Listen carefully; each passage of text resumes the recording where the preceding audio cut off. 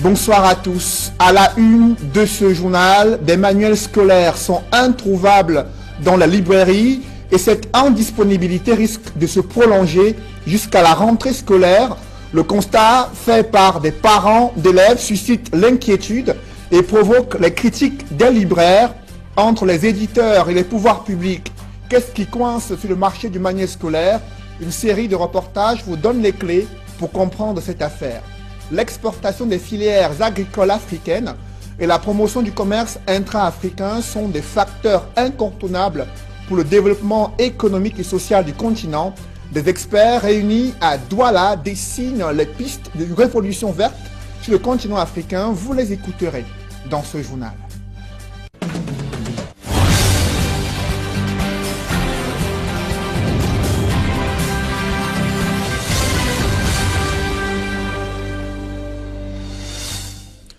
Merci de suivre cette édition complète de l'information sur Equinox Télévision.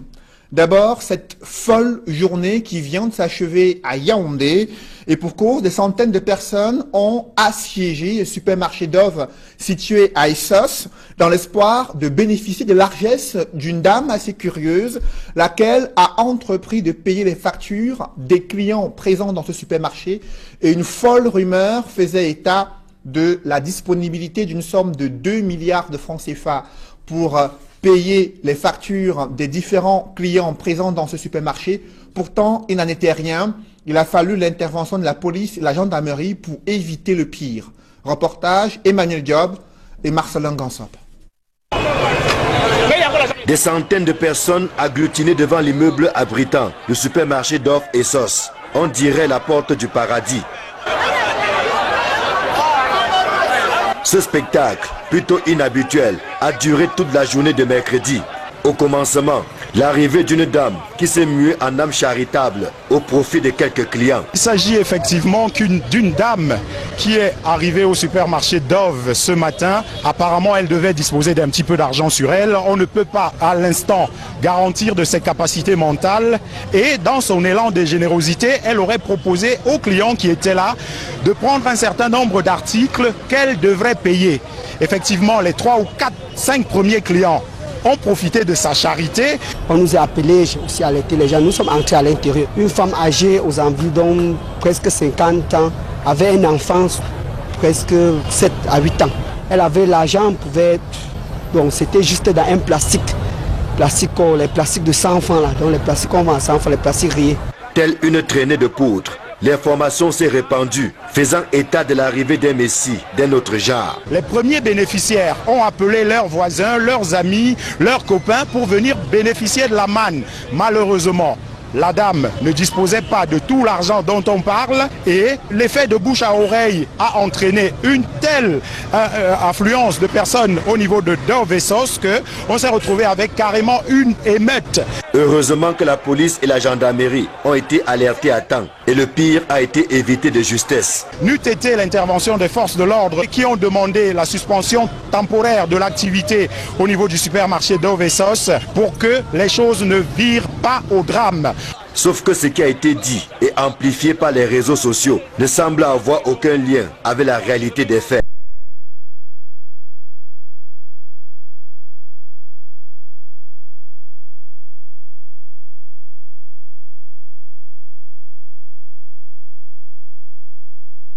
Plus au Cameroun, vous imaginez quelqu'un qui achète un supermarché pour distribuer à la population? Dans les chaumières, le débat enfle au sujet de ce fait curieux qui a rappelé le mauvais souvenir de la catastrophe d'incendie.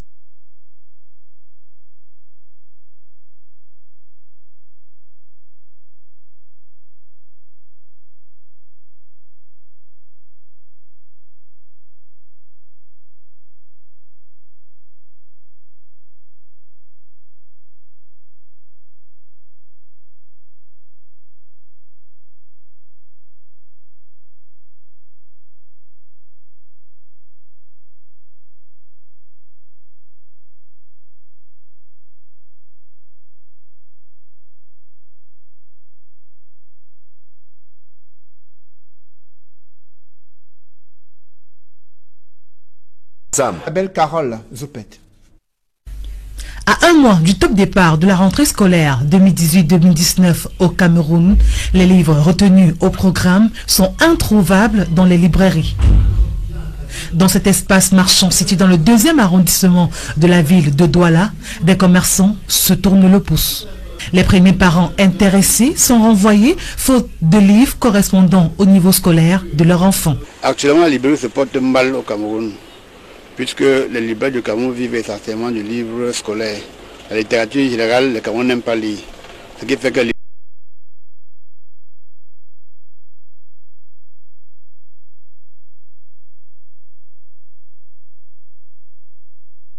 plaignent de la sortie tardive de la liste des livres scolaires retenus. Cette situation aurait impacté sur la production, l'édition et la livraison des manuels scolaires. Le train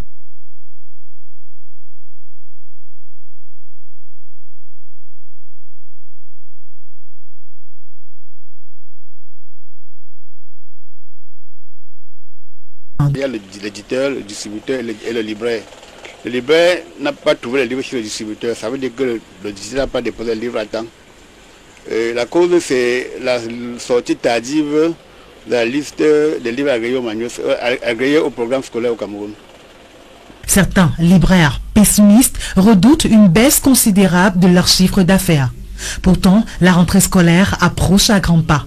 Mais les commandes de manuels scolaires sont hypothéquées. Moi, j'ai l'habitude de commander les livres de l'Europe. Je n'ai pas commandé. Et même localement, on ne commande pas parce qu'on ne sait pas si l'ancien stock que tous les libraires et les éditeurs ont, on ne sait pas si... D'abord, à mon avis, les fondateurs seront obligés, parce que le nouveau livre, quand ils ne trouveront pas, ils seront obligés de demander aux parents, bon, prenez les anciens en attendant. Le gouvernement et les éditeurs sont sur le banc des accusés. Ce que j'ai envie de dire et qu'on a toujours dit, si la liste officielle est prête au mois d'avril, on dit que le pouvoir public est en train de dire que le livre va mettre 3-4 ans avant d'être changé. Moi, on ne comprend pas pourquoi la liste sort tard, alors que c'est une liste qui est conçue pour 3 ans. Je ne sais pas pourquoi. Qu'est-ce qu'il faut encore pour remettre la liste qui va faire 3 ans l'année prochaine, pour signer une autre liste, je ne sais pas. Notons que ce n'est pas la première fois que le problème de disponibilité de manuels scolaires se pose au Cameroun. Chaque année, à la même période, le même problème refait surface. Le gouvernement et les éditeurs se rejettent les responsabilités. Au regard de la polémique qui enfle et l'inquiétude qui monte à un mois de la rentrée scolaire, le Conseil national d'agrément du manuel scolaire essaye tant bien que mal de rassurer des parents d'élèves sur le délai fixé pour approvisionner le marché du livre. Ce délai n'a pas encore expiré selon l'un des responsables de ce conseil et les parents sont invités à prendre leur mal en patience. Élisée Bogba et Ike Cyril. À un mois pratiquement de la rentrée scolaire, le manuel scolaire n'est toujours pas disponible sur le marché. Mais pour le Conseil national d'agrément des manuels scolaires et des matériels didactiques, il n'y a pas lieu de s'alarmer, d'autant que l'on est encore dans les délais fixés par les éditeurs. Nous avons fait signer aux éditeurs un engagement le 16 mai 2018 dans les services du Premier ministre à l'occasion d'une réunion que nous y avons tenue. Et nous avons demandé aux éditeurs de nous donner les délais dans lesquels ils comptaient avoir achevé la production et être capables de mettre sur le marché les livres de leur catalogue qui ont été agréés. Quand vous reparcourez ce document, la plupart, la grande majorité des éditeurs avaient prévu que les livres arriveraient sur le marché dans la première quinzaine du mois d'août. Donc nous sommes encore dans les délais que les éditeurs nous ont donnés, nous sommes encore dans le temps. Si les éditeurs attendent la dernière minute pour produire les livres, c'est en raison de la contrefaçon qui a gagné le marché. Ils jouent par conséquent la carte de la prudence. Beaucoup d'éditeurs, au thème de la discussion que nous avons eue avec eux, m'ont paru anxieux de ce que la contrefaçon risque de compromettre leurs affaires. Et à l'occasion d'une de leurs réunions, certains éditeurs ont envisagé de mettre les livres sur le marché au même moment et à l'avant-veille de la rentrée pour que la pression de la demande permette de consommer rapidement les livres qu'ils auront produits et non les livres que les contrefacteurs auront mis sur le marché parallèle. Maillon important de la chaîne de distribution du manuel scolaire, les libraires et papetiers émettent également des réserves. Mais pour le Conseil national d'agrément des manuels scolaires, ces réserves ne sont pas fondées. Les libraires ne sont que des vendeurs de produits qu'ils ne fabriquent pas. Je ne comprends pas comment un libraire peut fixer la date d'arrivée sur le marché d'un produit qu'il ne contrôle pas, qu'il ne produit pas. Le libraire attend que le distributeur lui apporte le livre. C'est les éditeurs qui produisent les livres. Ceux qui produisent à l'extérieur les importent, ils ont des délais d'importation. Ceux qui produisent localement les impriment localement et ils ont des rendez-vous avec leurs imprimeurs. Le libraire n'a pas qualité pour dire quand le livre sera disponible sur le marché. Il n'en sait rien du tout. La rentrée scolaire prochaine va consacrer le retour au livre unique au Cameroun. En termes d'offres des manuels scolaires, 79 éditeurs au total ont soumissionné, dont 5 étrangers et 74 locaux. Des éditeurs locaux qui contrôlent 76,3% du marché avec 210 manuels scolaires agréés. Les étrangers, quant à eux, se contentent de 23,7% de part de marché pour 63 manuels scolaires agréés.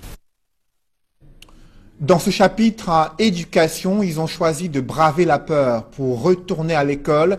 Il s'agit des jeunes élèves victimes des exactions de Boko Haram à l'extrême nord du Cameroun. Les plus brillants ont été encouragés par le gouverneur de cette région qui a également incité de nombreux parents à renvoyer les enfants à l'école afin de garantir leur éducation et d'assurer leur développement. Reportage Amadou Daïrou et Eric Martial Ndjomo. Les affres de la secte islamiste Boko Haram ont particulièrement affecté le secteur éducatif dans le septentrion, causant la fermeture de nombreux établissements scolaires et faisant plusieurs déplacés parmi les élèves. Certains d'entre ces déplacés dans le département du Mayo-Sava, région de l'extrême nord, parmi lesquels de nombreuses jeunes filles ont néanmoins, bon an mal an, poursuivi avec l'école dans des conditions drastiques. J'ai bien travaillé, je suis fière de mon travail. J'invite les autres à étudier comme moi, parce que c'est ça le secret de l'école.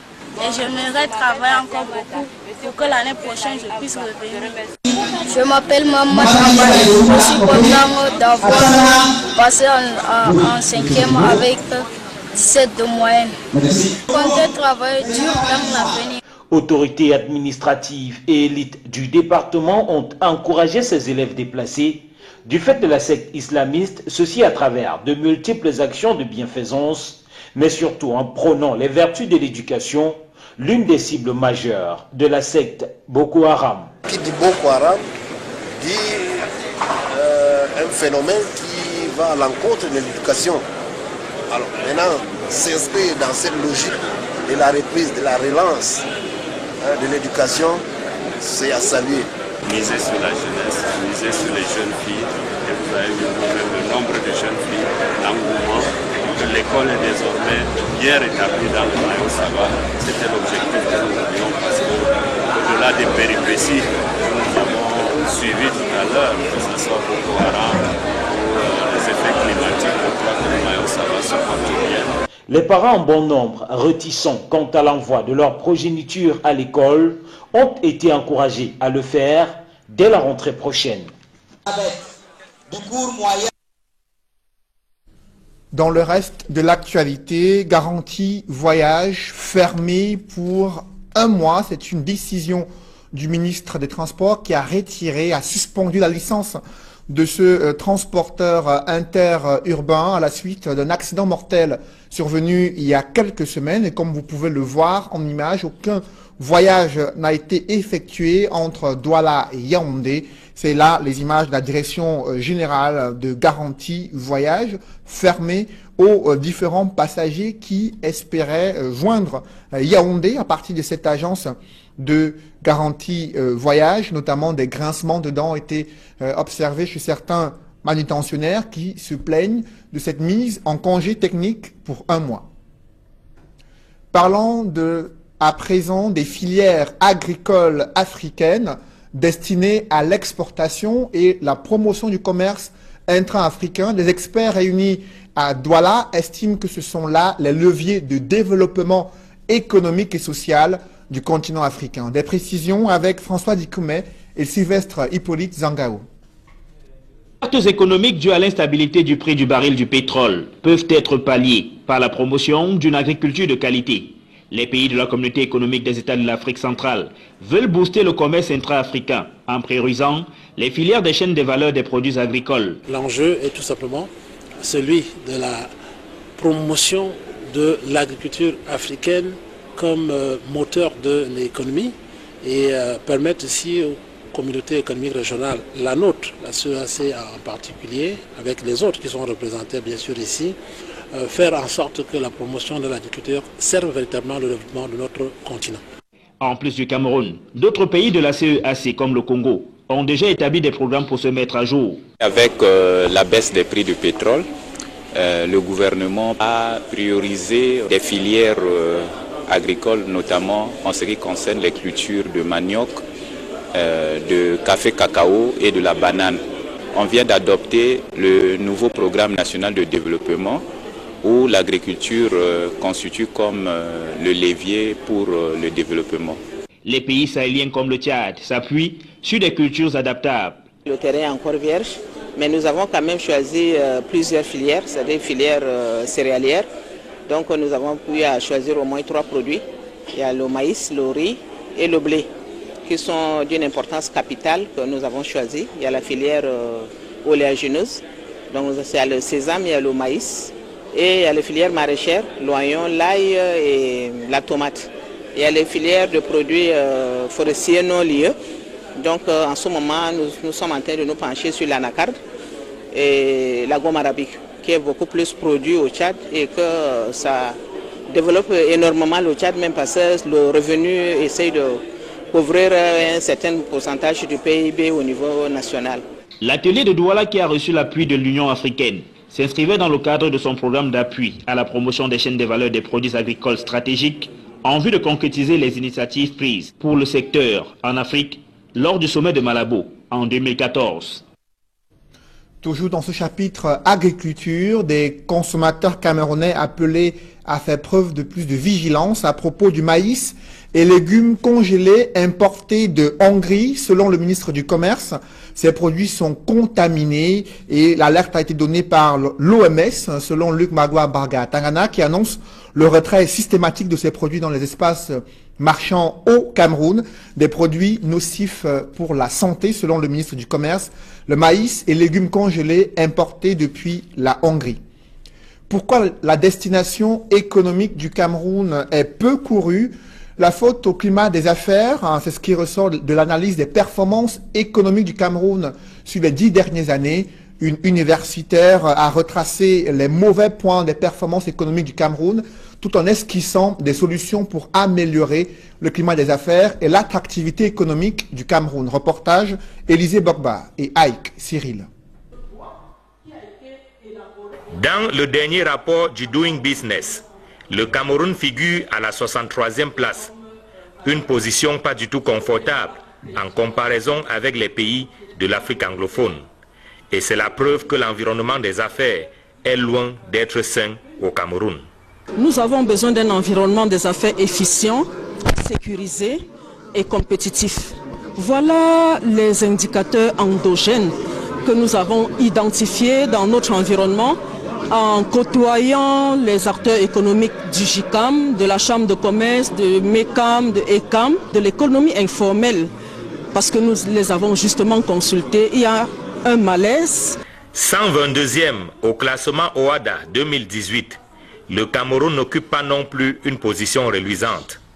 La création des entreprises, l'obtention des prêts, la régulation des marchés, entre autres, constituent des goulots d'étranglement au point où, même au sein du gouvernement, il est difficile de tenir un discours contraire à la réalité. Nous sommes déjà à l'ère de la gestion axée sur les résultats. C'est-à-dire que si vous n'avez pas de résultats, si vous ne vous soumettez pas à l'évaluation interne et externe, si vous n'avez pas des indicateurs de performance, vous ne pouvez pas faire de l'économie, vous ne pouvez pas faire les affaires, vous ne pouvez absolument rien faire, y compris au niveau de l'administration. Le document de stratégie pour la croissance et l'emploi, DSCE, sera évalué en 2020. Mais en attendant, Une analyse des performances du Cameroun montre clairement que le pays avance à pas de tortue. Nous avons travaillé avec les acteurs de terrain.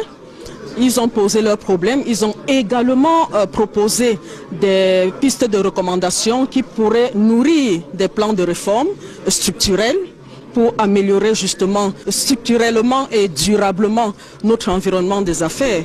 Doing Business in Africa, analyse des performances du Cameroun sur les 10 dernières années. C'est le titre d'un ouvrage qui retrace les bons et mauvais points du Cameroun depuis l'ouverture du programme avec la Banque mondiale en 2008 jusqu'en 2017. Après avoir questionné les experts du JICAM et de la Chambre de commerce par exemple, l'auteur de l'ouvrage dédicacé à Yaoundé, professeur Justine Zifochunkam, pose la problématique de l'amélioration du climat des affaires au Cameroun. C'est la consternation dans la région de l'Ouest. Un conducteur de camion a été abattu dans un poste de contrôle situé à Bacham, département des Bamboutos.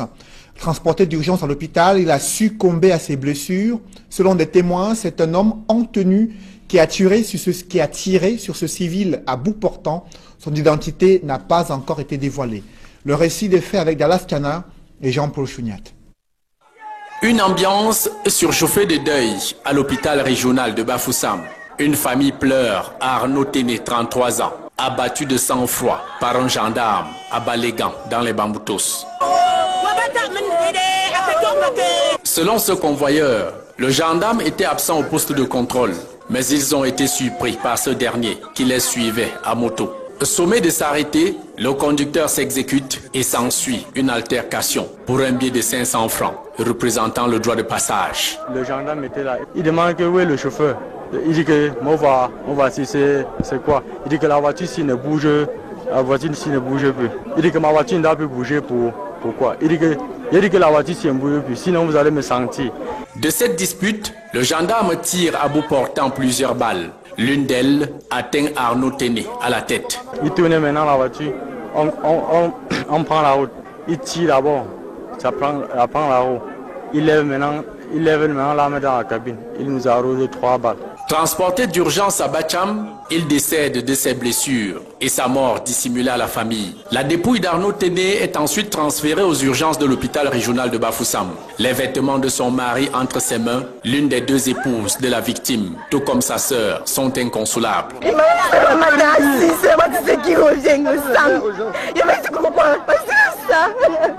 Un jeune gendarme, il se formait que pour Arnaud, pas pour 2 personnes. Tu te lèves un beau matin, tu peux attendre un être humain en route. Il vient, tu tires sur lui. Tous irrités et presque sur le pied de guerre pour voir le corps inerte de leurs frères, amis et époux sortis des urgences. Les forces de maintien de l'ordre déjouent la famille et filent déposer le corps d'Arnaud Téné dans cette morgue. Inimaginable pour la famille de n'avoir pas vu la dépouille d'Arnaud. Son identité jusqu'ici inconnue, le gendarme bourreau est détenu à la compagnie de gendarmerie de Bouddha. Un camion anti-émeute déployé pour sécuriser les lieux contre une éventuelle colère de la population. La dépouille de l'honorable Igele Elias, décédé au Nigeria, est arrivée ce jour à Douala. Ces parlementaires, des personnalités politiques et autorités traditionnelles se sont déplacés pour lui rendre un dernier hommage. Reportage avec Innocent Abega et Gladys Sidi. Plusieurs députés étaient présents à l'aéroport international de Douala pour rendre hommage à l'honorable Igele Elias, décédé le 14 juillet dernier au Nigeria. Il a été terrassé par la maladie. Après avoir fait le tour des hôpitaux du pays, il a finalement été évacué au Nigeria, où il a rendu l'âme. Pour ses proches, les députés présents, les personnalités politiques, les chefs traditionnels, son départ est une perte énorme. Chers collègues, au nom de tous les collègues ici présents, nous voulons te dire tout le bonheur que nous avons eu à être ensemble pendant plus de 5 ans. Il était à son premier mandat en tant que député. Il aura marqué plusieurs par ses prises de position. C'était un jeune, c'est ce que je retiens, qui n'était pas de mon parti politique, mais on est tous parlementaires et on s'entendait sur certains points, peut-être pas sur tous les points, mais c'est un grand vide que ça nous laisse, surtout qu'il était député d'une région qui est déchirée aujourd'hui par une guerre civile inutile, les d'Akwaya, et je ne peux que exprimer toutes mes condoléances à la famille si durement éprouvée. Lui, c'était un repos éternel. Pour ses proches qui le présentent comme un rassembleur, un homme intègre, toujours prêt à venir en aide, son départ est encore plus difficile. Donc, arrivé un moment qu'on a dit qu'il est malade. Malade. Il est arrivé à Yaoundé. Après Yaoundé, on a dit qu'il est village. Quand il a dit qu'il est guéri un peu, c'est le village. Après un mois, trop tard, on m'a dit qu'on va au Nigeria pour traitement. J'ai commencé à appeler le frère comment est son maladie. On dit qu'il vient de recouvrir quelques jours. C'est dimanche le 16 ou le 15 comme ça là. Après que tu es au courant que le député est mort, il me dit comment. C'est avant qu'il a appelé, non? Il dit que oui, il est mort. Ça me fait un choc. La chance me fait un choc. Donc, son mot, ça m'a pris un jack. Je ne sais pas comment j'ai fait. Député d'Akwaya, localité située dans la région du Sud-Ouest, l'honorable Idjele Elias a occupé plusieurs postes de responsabilité avant son décès. Il laisse une veuve éplorée et 6 enfants. Il sera inhumé au courant du mois dans son village natal, à Bangundu, dans le Sud-Ouest, où il occupait les fonctions de chef traditionnel. Un public reportage dans ce journal, comment se prépare le festival Ngwon qui est prévu en fin d'année 2018, la communauté qui se mobilise, notamment les femmes de cette communauté pour promouvoir leur culture à travers plusieurs séries d'activités. Reportage. Le carnaval de la femme Bamoun, activité novatrice du Ngwon 2018, se déroulera le 6 décembre à Fumban durant le festival. Une idée du sultan roi des Bamoun qui entend par là valoriser la femme Bamoun, belle, active et décente. En prélude à cette activité, une journée de réseautage a été organisée dans la ville de Douala.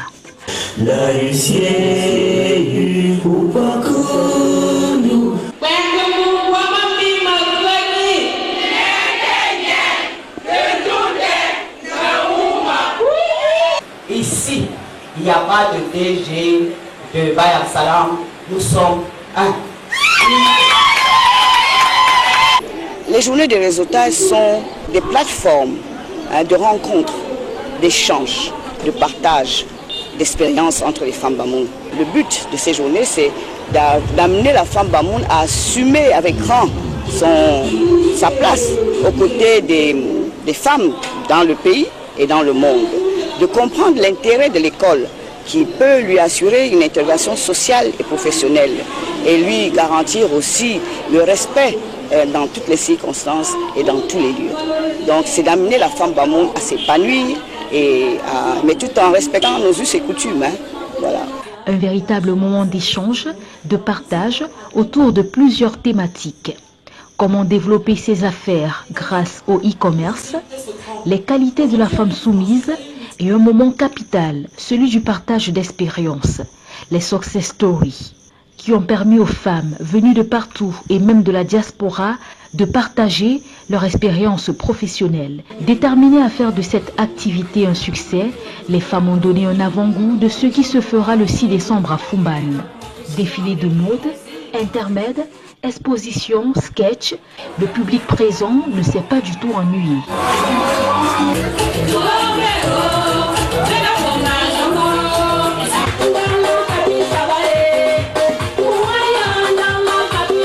C'est une activité qui a été introduite par le sultan roi des Bamoun dans le programme du Ngwon en vue de valoriser la femme Bamoun. C'est une activité qui va se dérouler en une parade de la femme Bamoun qui ira de l'entrée Ban jusqu'à la cour d'apparat où le citoyen roi des Bamoun et les autorités et les invités attendront les femmes qui vont défiler. Toutes les femmes Bamoun, les femmes d'affiliation Bamoun, dont les maris sont Bamoun, et les femmes sympathisantes de la culture Bamoun. Tout le monde est invité parce que le thème du Ngon cette année, c'est Ngon, cadre de ressourcement culturel et d'affermissement du vivre ensemble.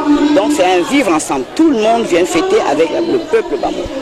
La journée de réseautage organisée à Douala a permis d'avoir une idée claire de ce que sera le carnaval de la femme Bamoun le 6 décembre. Elles sont belles, actives et décentes et ont hâte d'y être afin de montrer aux yeux du monde entier tout le potentiel de la femme Bamoun.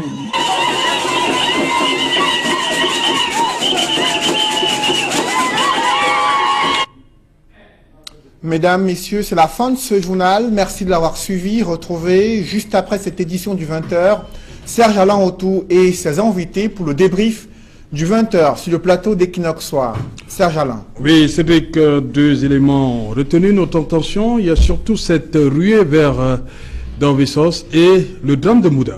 Vous l'avez dit, Yaoundé qui a connu une journée folle concernant cette rumeur de distribution des articles dans un supermarché au point où les réseaux sociaux se sont enflammés à cause des photos qui ont circulé et informations démenties après les investigations menées par les reporters d'Equinox Télévision et ensuite cette bavure attribuée à un homme en tenue du côté de la région de l'Ouest, là où un conducteur de camion est décédé.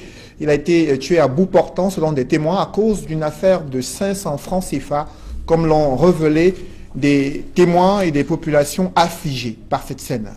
Voilà, merci Cédric. Rendez-vous demain 20h. Rendez-vous demain, Serge Alain. Voilà, dans un instant, madame, monsieur, Dove Essence, 2 milliards dans un plastique et Arnaud Téné, mort pour 500 francs. Dans un instant, le débrief.